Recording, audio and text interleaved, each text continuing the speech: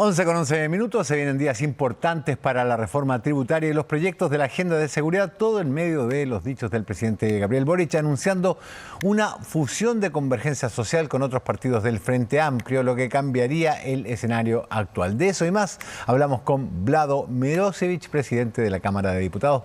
¿Cómo está usted, diputado? Muy buenos días. Muchas gracias por la invitación. Muy buenos días a quienes nos escuchan. Se vienen días complejos para el legislativo, la reforma tributaria, la acusación constitucional, la renuncia del vicepresidente Carlos Bianchi, anunciada, se llevaría a cabo 3 semanas antes. Esta fusión anunciando el presidente, ¿cómo lo evalúa? Sí.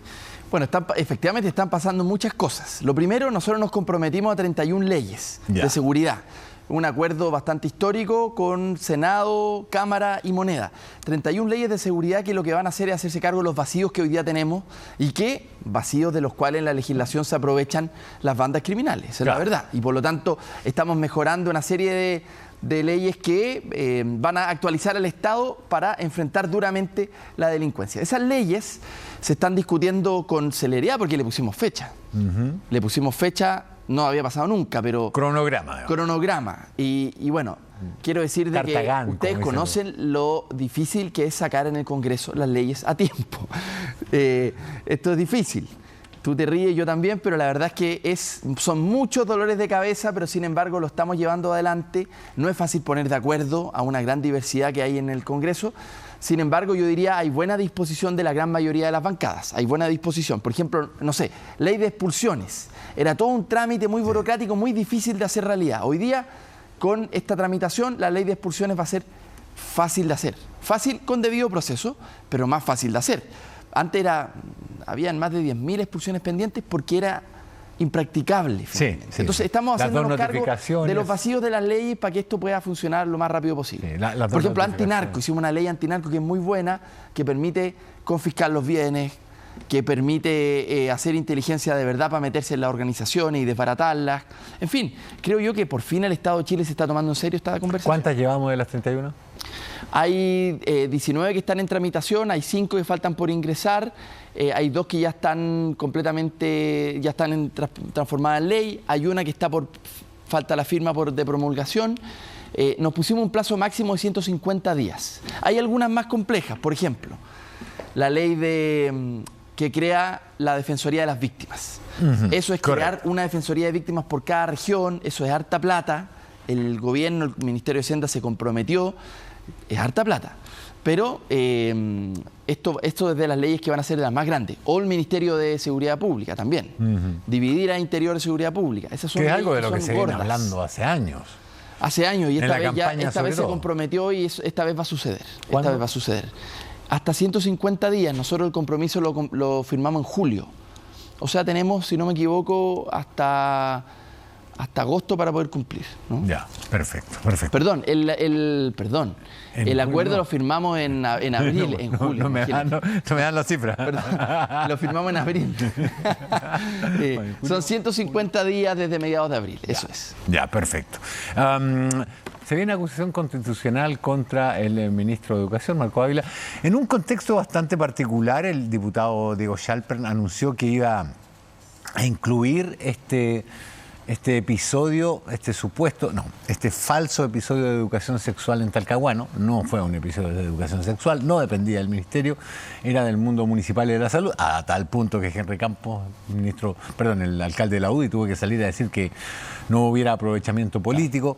Claro. Una acusación además basada en un documento que ha estado vigente en 2 periodos y 3 ministros. Sí, desde el 2017, claro. Y que ahora amerita una acusación constitucional. La pregunta es, más allá de la justicia o no, que parece ser poco relevante en este caso, ¿hay posibilidad de que el ministro sea defenestrado mediante una acusación constitucional? Bueno, queda bastante claro por todos los antecedentes que tú diste y muchos más que no se trata de una acusación constitucional justa. Pero efectivamente la justicia puede no ser la que prime aquí, lamentablemente. Cada parlamentario tendrá que resolver si es justo o no. Yo creo que a la luz de los hechos claramente no lo es. Pero creo que el debate de fondo es lo siguiente. Aquí se está persiguiendo al ministro por su orientación sexual. Lo dijo el diputado Bobadilla de la UDI. Eso la verdad es que es bastante evidente. Y eso me parece muy peligroso en un país que aspira a ser un país desarrollado, en donde tenemos que respetar las preferencias y las opciones de cada quien. Perseguir a un ministro por eso me parece más propio de los 90. Yo recuerdo, yo fui dirigente estudiantil, secundario, y en los 90 nos tocaba ir a pelear con los colegios que expulsaban a las adolescentes que tenían embarazos adolescentes. Las expulsaban de los colegios. Sí. No había una ley que lo impidiera, lamentablemente. A mí me tocó ir muchas veces a los colegios a enfrentar a los directores que tomaban esas decisiones de expulsión. Porque no había educación sexual. Entonces, ojo, aquí necesitamos un programa integral de educación sexual, ojalá lo más consensuado posible, sí, por supuesto, pero que se haga cargo de una realidad y que además se haga cargo también de la prevención de abusos, porque parte importante de los programas de educación sexual tiene que ver con enseñarle a los niños a prevenir delitos contra ellos, justamente, que denuncien, que se den cuenta, que no callen. Bueno, todos esos procedimientos tienen que estar en los programas de educación sexual. Entonces yo digo, ojo, ¿no será mejor que nos sentemos todos a discutir cuál es el buen programa de educación sexual que necesita la niñez y la adolescencia en Chile? ¿O vamos a ir a atacar y a perseguir a un ministro por su orientación sexual? ¿Qué sentido tiene? Bueno, la pregunta parece legítima, pero si me disculpa la sinceridad, parece poco relevante. Venimos discutiendo. A ver, Pero es el debate de fondo. Es el debate de fondo. Le quiten el poto a la jeringa. Pero y es el debate de fondo: ¿qué instrumentos hay que darle a los niños para que tengan una autonomía progresiva que incluya los conocimientos para evitar ser víctimas de abuso sexual? Mucha gente postula que eso es labor de los padres. Desgraciadamente, más del 90% de los abusos sexuales se producen dentro de las casas porque son personas de confianza de la familia. Por eso se necesita darle herramientas a los niños. Exacto. Ahora, el punto, y yo estoy de acuerdo con lo que usted postula, diputado, pero el problema es que esa discusión parece recurrente y perdida. Usted mencionaba el episodio de las madres adolescentes expulsadas de los colegios.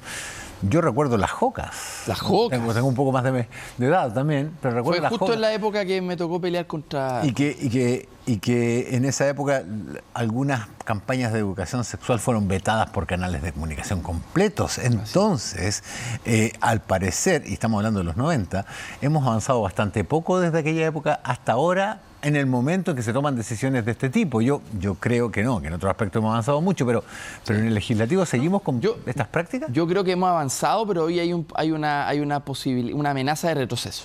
Ya. Sí, porque Chile en general había tenido un consenso respecto a estos temas, sí, claro. Pero hoy día, yo no sé si hace un par de años atrás a alguien se le hubiese ocurrido, por ejemplo, en la Cámara, hacer mención a la orientación sexual del ministro. Eso es completamente injusto. Pero hoy día la están haciendo. Entonces creo que hoy día estamos experimentando un retroceso que es peligroso y que al final daña a quienes tenemos que proteger, que son los niños, niñas y adolescentes. Ellos tienen derecho a tener un programa, cada uno a su edad, evidentemente. El programa de educación sexual para educación media, para un estudiante de cuarto medio, no es el mismo, por supuesto, que para uno de básica. Tienen que ser distintos, y así es. Pero, ojo, yo espero que en esto no haya un retroceso. Ya, ya, todos esperamos que no haya un retroceso, pero ¿cómo se ve el panorama? Yo he visto al menos a la oposición bastante cohesionada en torno a la idea de una acusación. De la acusación constitucional. Bueno, ya lo veremos. Los votos se suman en el momento de la elección, eso ya ha quedado demostrado, pero de verdad que yo espero que nos concentremos en las cosas que más importan. O sea, por ejemplo, nosotros hemos convocado muchas sesiones especiales. Fuera del trabajo programado todo el año del Congreso, hemos programado sesiones especiales para votar leyes de seguridad que no estaban, por ejemplo, en la tabla, porque no nos da, ojo, claro. no nos da con las sesiones ordinarias. Entonces, ¿qué hemos tenido que hacer? Extender el trabajo de los parlamentarios. Ha habido buena disposición para eso. Pero yo digo, concentrémonos en eso. Concentrémonos en las materias de seguridad o de economía. ¿Por qué estamos, sinceramente, persiguiendo a un ministro de la manera y de la inspiración por la cual se le está persiguiendo? Además, o sea, yo digo, esto no sé si ayuda mucho. No, de hecho, es más, sería más categórico.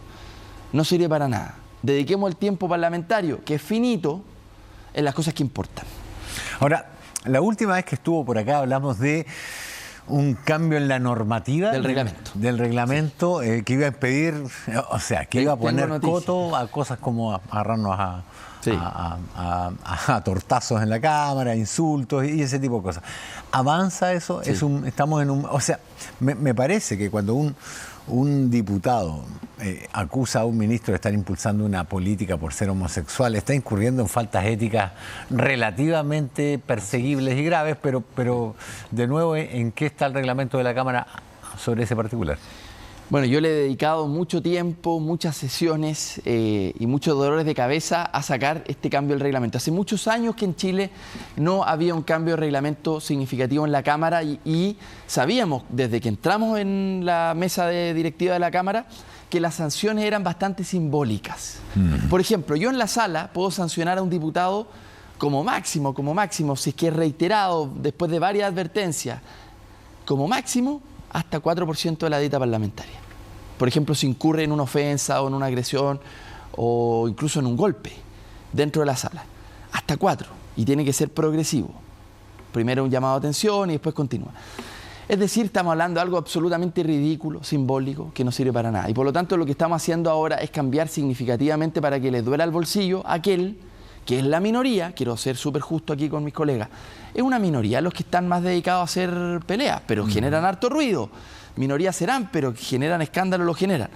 Sin embargo, la gran mayoría quiere hacer bien su trabajo. Entonces, yo te diría que... Son 3 semanas y una distrital. O sea, si yo me agarro a combos todas las semanas, todos los días, son 15, a un 4% por 15, todavía no alcanza a penalizarme con todo el sueldo, aunque me sancione todos los días. Sí, así es.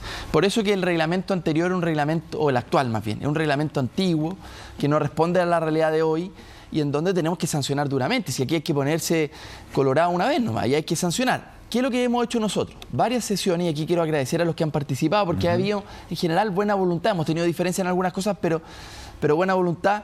Y pronto, antes de que nos vayamos, nosotros nos quedan 3 semanas como dirigiendo la Cámara.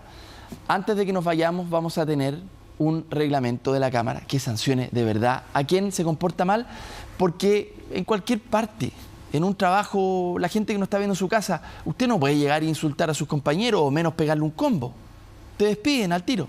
Si cualquier chileno, cualquier trabajador chileno le pega un combo en horario laboral a su compañero de trabajo dentro de la oficina, ¿qué es lo que pasa con esa persona? Lo echan inmediatamente. Despedido inmediatamente, sin indemnización, sin nada, para afuera.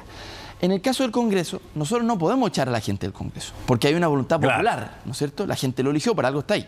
Sin embargo, lo que sí tenemos que hacer, y es nuestra responsabilidad, decir, este señor que hizo esto no nos representa al resto, y tenemos que sancionarlo duramente.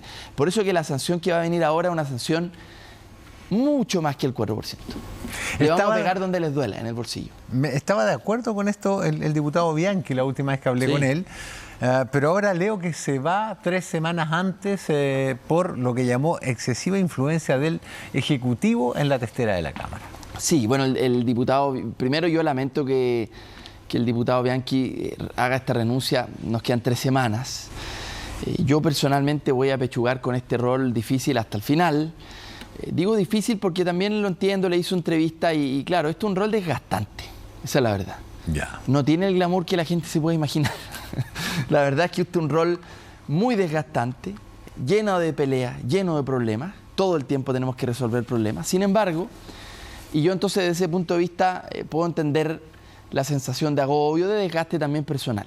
Ahora, nos queda tan poco y nos queda algo tan importante como el cambio de reglamento que yo personalmente y junto con Catalina Pérez, que es la otra vicepresidenta, nos vamos a quedar hasta el final porque sobre todo tenemos que aprobar el cambio de reglamento. O sea, yo no me voy sin aprobar el cambio de reglamento. Entonces, puedo entender los argumentos del diputado Bianchi, pero creo que si nos dieron una misión, hay que cumplirla hasta el final. Pero de todas maneras lo entiendo. Este es un rol que ha sido, probablemente nos ha tocado, Rafa, para ser súper honesto, el momento más difícil de la Cámara de Diputados. O sea, pero él habla de mayor agresividad control del Ejecutivo. A ver, yo creo que eso no se ajusta a la realidad. ¿En qué sentido? Si ustedes miran las leyes de seguridad que nosotros hemos impulsado, la gran mayoría no son del Ejecutivo. La gran mayoría, primero, son de parlamentarios y segundo, hay muchas que son de la oposición. Si en esto nosotros hemos hecho un llamado sin complejo, si las leyes son buenas, sean de izquierda, de centro, de derecha, da lo mismo, nosotros las vamos a poner en tabla. Y hemos puesto en tabla muchas leyes que son de la oposición, en donde en otras materias tenemos grandes diferencias. Tenemos diferencias en reforma tributaria, en pensiones, en varios temas. Pero en este tema de seguridad hemos intentado ser lo más ecuánime posible. Y por eso que la mayoría de las leyes que hemos votado son leyes que no vienen del gobierno. Entonces, eso yo diría que eso sí que está un poco alejado de la realidad. Y lo seguiremos haciendo. En estas semanas que nos quedan, vamos a seguir poniendo en tabla proyectos que son de la oposición también. Los que sean razonables, por supuesto, los que se hagan cargo de problemas reales. En seguridad hay varios que son, por ejemplo, le pongo un ejemplo. Había un vacío en la ley chilena respecto de migración. Carabineros, si es que una persona no tenía documentos, no tenía cómo retenerlas. Porque decía, a ver, control de identidad, no tengo documento, entré por un paso no habilitado. Carabineros no tiene facultades en extranjería. Entonces Carabineros simplemente lo único que podía hacer era, bueno, circule. No había un vacío legal, no era un problema de los carabineros. La ley no lo mandataba. Cambiamos eso con una ley que venía de la oposición, que venía de la diputada Joana Pérez, que no es parte del oficialismo. Bueno, no importa, bienvenida sea. Y le hemos dado tramitación, eso ya es ley. Y hoy día hay un procedimiento claro para que no quede ese vacío.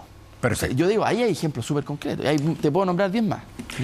Convergencia Social y RD funcionándose en un solo partido. El presidente ha hablado de combatir a la ultraderecha, ha hablado de crear una izquierda más unida. Cuando el presidente uruguayo Mujica vino para acá en la época en que don Alejandro Guille era candidato, habló de la izquierda que cuando se desunía perdía. De eso hace ya 6 años largos.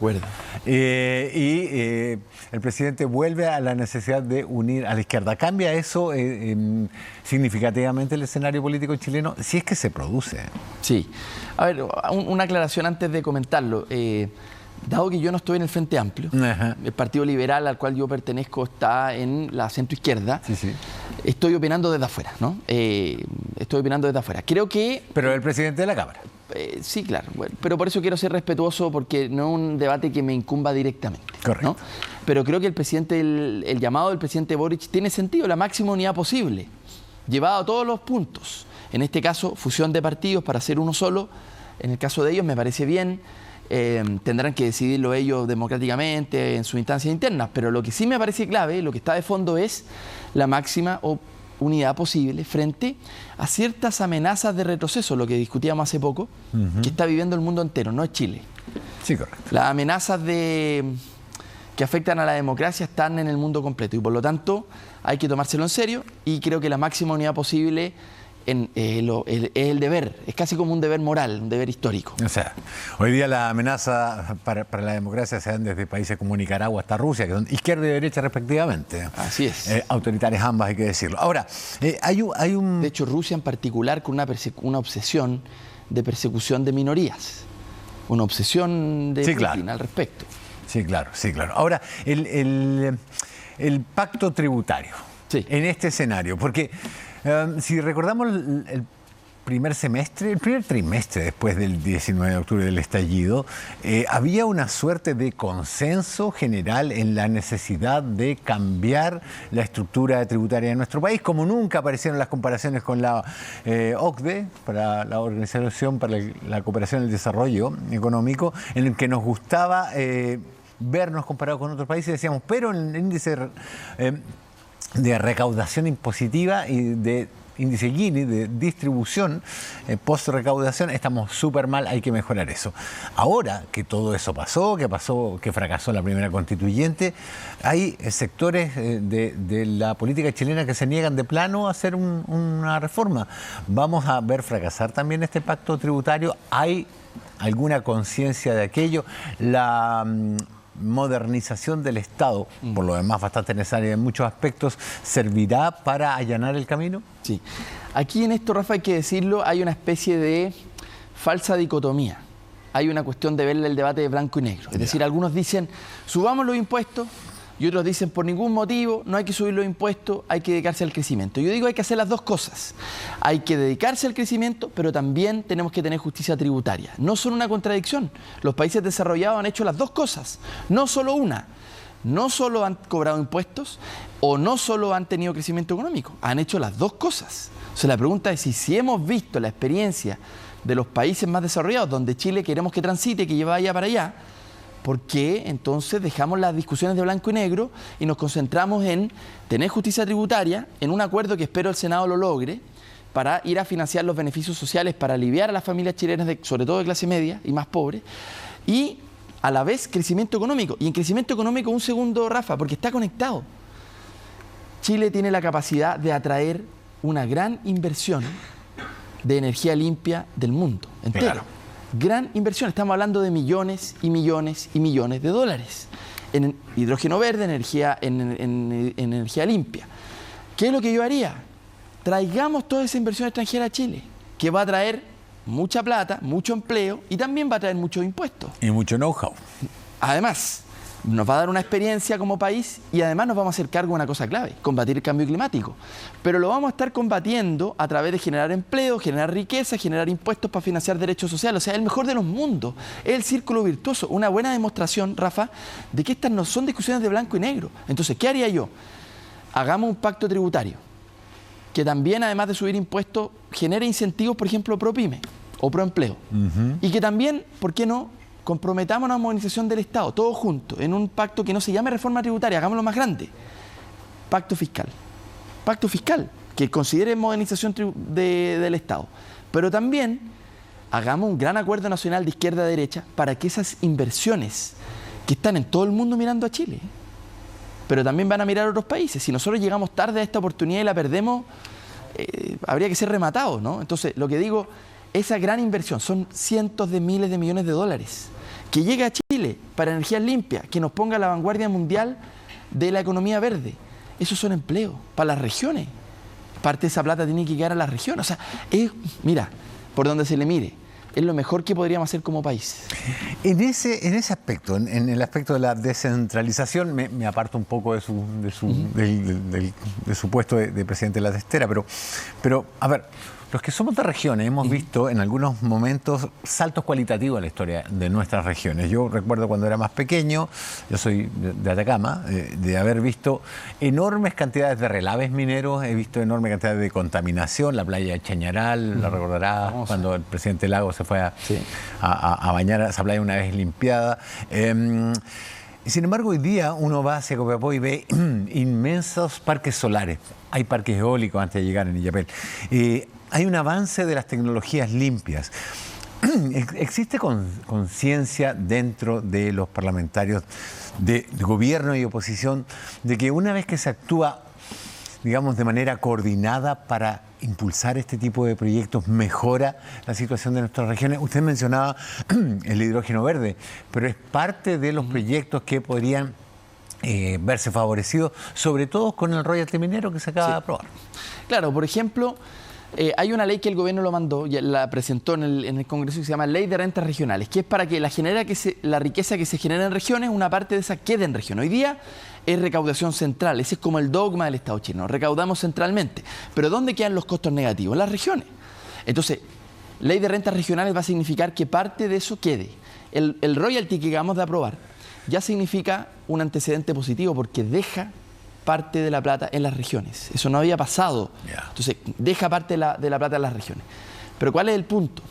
Chile tiene la capacidad de producir 70 veces la energía que consume. 70 veces la energía que consume.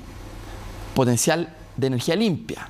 Si se tratara de generar termoeléctrica, yo estaría poniéndome en contra totalmente. Lo hicimos en Arica, nos opusimos a la termoeléctrica más contaminante y no se hizo. Pero hoy día estamos hablando de producir energía limpia, que se va a hacer cargo del cambio climático, que va a poder... Entonces, estamos hablando de un país que en el año 90 era el más débil en términos energéticos de toda Latinoamérica. El más débil, y que hoy día nosotros, y todas estas tecnologías están avanzando tanto, nosotros podríamos ser un gran exportador, por ejemplo, de hidrógeno verde al resto del mundo. A Japón, hablaba el otro día con unos japoneses y me decían, nosotros estamos buscando a quién le compramos. Claro. Entonces, ojo, hay una oportunidad histórica. Yo espero que mi generación sea la que ponga a Chile en la vanguardia mundial de la economía verde. Eso va a traer empleo para las familias chilenas, pero además va a traer hacernos cargo del cambio climático si Chile no da para más. Chile es uno de los 10 países que va a ser más afectado por cambio climático. De los 10 países en el mundo. Porque claro, tenemos un país con costa, el aumento de las temperaturas significa que la Antártica la tenemos al lado, claro, se derrite, derretimiento de los el aumento del nivel de los mares va a afectar la ciudad chilena. Eso está a la vuelta de la esquina. Entonces yo digo, bueno, aquí hay una oportunidad donde todo el país entero gana. Esto es justicia social. Entonces yo de verdad hago un llamado. Mi generación tiene que hacerse cargo de reactivar la economía, pero no de reactivar la vieja economía que seguía reproduciendo desigualdades o traía costos negativos para las regiones. No, aquí está la oportunidad de hacer todo lo contrario. Todo lo contrario. Entonces, entonces cuando uno pone esta conversación más grande, yo digo, bueno, en medio de esta conversación más grande, pacto fiscal. ¿Por qué no podemos decirle a los empresarios extranjeros que vengan a invertir en energías limpias, van a pagar más impuestos? Te apuesto que lo pagan, felices, no tienen problema. Porque esto es una economía, esto es rentable. Vlado Mirošić, presidente de la Cámara de Diputados, muchísimas gracias por haber venido un día domingo en la mañana acá a Chile. Bien, muchas gracias.